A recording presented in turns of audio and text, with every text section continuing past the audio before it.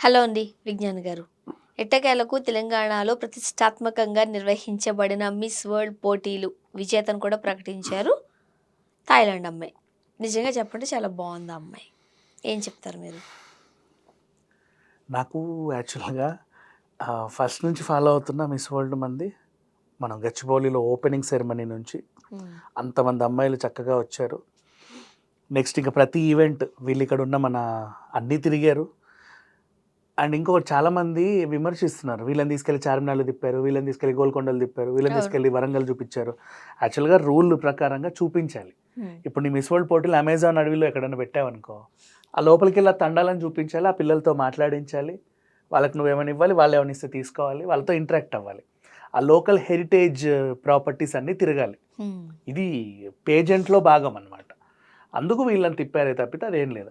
అక్కడి సంస్కృతులు సంప్రదాయాలకు తగ్గట్టుగా మీరు నడుచుకోవాలి. అవన్నీ కూడా వీళ్ళు మైండ్లో ఇప్పుడు జూలియా మోర్లే ఉందా, తన మైండ్లో పెట్టుకుంటుంది ఇవన్నీ కూడా.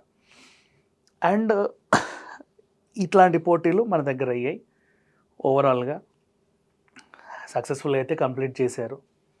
ఎంత తిరిగినా పిల్లల్ని కల్పించడం అంటే సరూర్ నగర్లో ఒక స్కూల్కి తీసుకెళ్లారు. అక్కడ రాను బొంబాయికి రాను డ్యాన్స్ వేశారు. ఆ పాట దాన్ని ఎందుకు అంత హిట్ చేశారు వరల్డ్ వైడ్గా? మరి రాను బొంబాయికి రాను. కానీ నిజంగానే ఆ సాంగ్ మంచి హైప్ వచ్చింది. వీళ్ళు వెళ్ళి అక్కడ ఆ ఇటలీలోనో బ్రెజిల్లోనో కూర్చొని రాన్యూ బొంబాయికి రాన్యూ అని పాడుతున్నారు.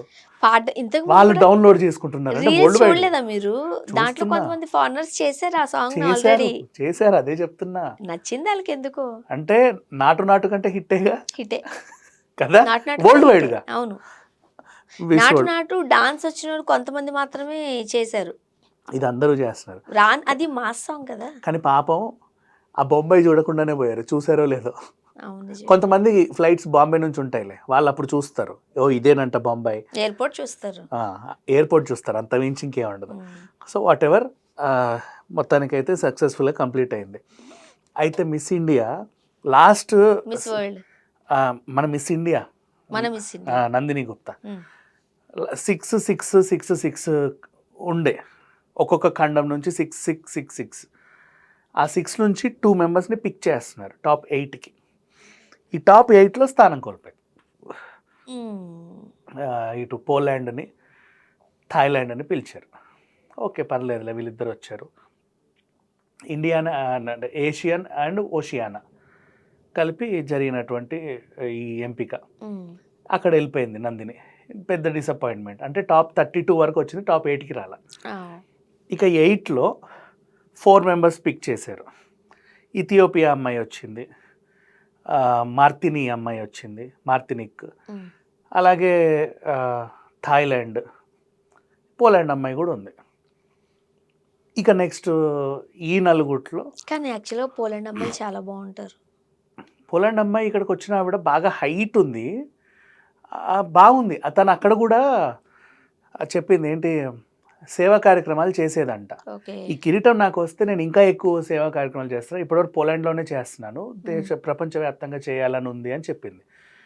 సోను సూద్ని పిలిచి నాకు ఎందుకో జడ్జెస్ విషయంలో ఎందుకో కొంతమంది డిసప్పాయింట్ వ్యక్తం చేస్తున్నారట. అంటే వరల్డ్ కదా, ఒక కంట్రీకి సంబంధించిన ఒక స్టేట్, ఆ స్టేట్కి సంబంధించిన ఒక లాంగ్వేజ్, ఆ లాంగ్వేజ్కి సంబంధించిన నలుగురిని కూర్చోబెట్టారు. ఎవరు? మన సోను సూద్, రానా, మానుషి చిల్లర్ ఇంతకుముందు మనకి మిస్ ఇండియా అయింది, అలాగే నమ్రత శిరోద్కర్. ఎస్, ఈ నలుగురు వేసిన క్వశ్చన్స్ వల్లే ఇప్పుడు మిస్ వరల్డ్ ఎంపిక జరగాలి. నమ్రత అడిగిన క్వశ్చన్ నాకు నిజంగా బాగా నచ్చింది. తను ఏం చేసిందో తెలుసా? ఇప్పుడు మొన్న ఆ పిల్ల ఇంగ్లాండ్ అమ్మాయి మమ్మల్ని వేషల్లా చూస్తున్నారని ఒక మాట నిలిపోయింది కదా. నమ్రత వేసిన క్వశ్చన్ ఏంటంటే, ఈ తెలంగాణ సంస్కృతి సాంప్రదాయాలు ఇవన్నీ మీకు ఎలా అనిపించాయి, దీని గురించి చెప్పండి అని అడిగింది. వాళ్ళు అలాగే చెప్తారు, నాకు బేసిక్గా హాస్పిటాలిటీ బాగా నచ్చింది, ఇవంతా ఇది ఉంది, మమ్మల్ని చాలా బాగా ట్రీట్ చేశారు అని ఒకరితో చెప్పించగలిగింది. ఆ క్వశ్చన్ నాకు నచ్చింది. నెక్స్ట్ రానా వేసిన క్వశ్చన్ ఆవిడకి, మన థాయిలాండ్ విన్నర్ రానా. ఎందుకంటే ఈయన వేసిన క్వశ్చనే ఆమెకు అర్థం కాల. ఫస్ట్ మళ్ళీ చెప్పవా అని అడిగింది. మళ్ళీ అడిగితే తను అనర్గళంగా నీట్గా మనం ఎవరము ఎక్కడి నుంచి వచ్చామనేది కాదు, ఏం చేస్తున్నాం అనేది ఇంపార్టెంట్.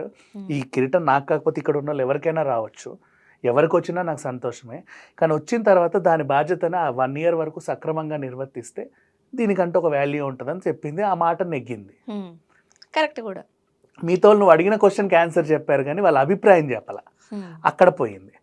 ఈమె ఇథియోపియా మార్తిని పిల్లని వచ్చి, అమ్మ ఇప్పటికిప్పుడు నేను మిస్ వరల్డ్ చేసేసి కిరీటం పెట్టేస్తే ఏం చేస్తావు ఫస్ట్ అని అడిగింది. ఇంకేం చేస్తాను, ఏడుస్తాను అనింది. అదేంటంటే అందరూ అదే కదా చేసేది అంటే ఈమె ఆల్రెడీ ప్రిపేర్ అయ్యి వచ్చింది, అక్కడికి వెళ్తే ఏడవాలని తెలిసిపోయింది. సో ఒకటే క్వశ్చన్ అందరికీ వేశారులే, గుడ్, నాట్ బ్యాడ్, బాగా జరిగింది లాస్ట్. కానీ నాకు ఇవి నచ్చలేదు, నా పర్సనల్ ఒపీనియన్ అది. ఫస్ట్ యాక్చువల్గా విన్నర్కి పెద్ద కిరీటం, ఫస్ట్ రన్నర్అప్కి సగం కిరీటం, సెకండ్ రన్నర్అప్కి ఇంకొంచెం చిన్న కిరీటాలే పెడతారు. అవునవును. వీళ్ళు ఏం చేశారంటే మన చార్మినార్ ముత్యాల హెయిర్ బ్యాండ్లు తెచ్చారు 3.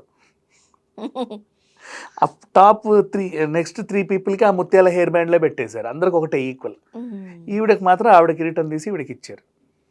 ఈవిడ అది ఆమె సొంతమేం కాదులే, వెళ్ళిపోవాలి. ఆ కిరీటం అయితే మారుద్ది, ప్రైజ్ మనీ 8 కోట్ల చిల్లర వస్తుంది. ఇంకా అన్ని కత్తిరింపులు పోనీ ఎంత వస్తుందో తెలియదు.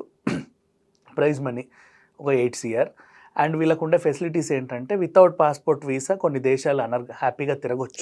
అంతా కూడా ఒక 1 year ఉంటుంది. నీదే అంతే, జీవితాంతం కదా. ఆ కిరీటం నీ నెత్తి మీద ఉన్నంత వరకే ఆ సంవత్సరం నువ్వు ఏమైనా కొన్ని చెయ్యొచ్చు.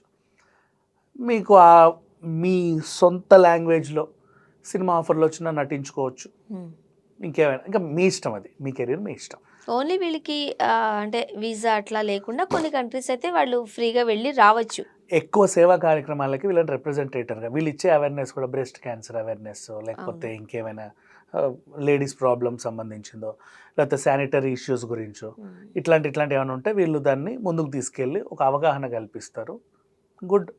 అండ్ థాయిలాండ్ అమ్మాయి గురించి మాట్లాడుకుంటే ఫస్ట్ తను వచ్చిన ఎటైర్ నాకు నచ్చింది.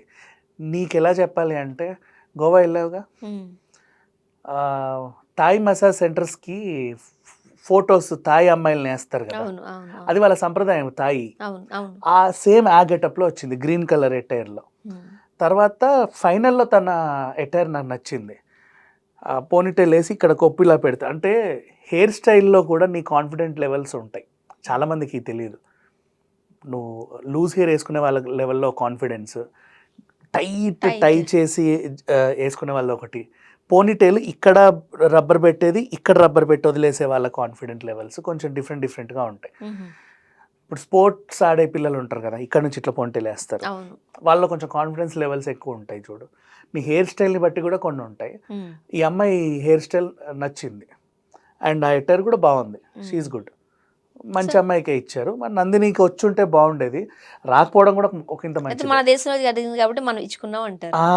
అందరు ఇల్లే కదా, వాళ్ళకి వాళ్ళు ఇచ్చేసుకున్నారు అంటారు, ఎందుకు వచ్చిన గొడవలే. సో ఏది ఏమైనా మంచిగా జరిగింది, బాగా జరిగింది. Thank you so much.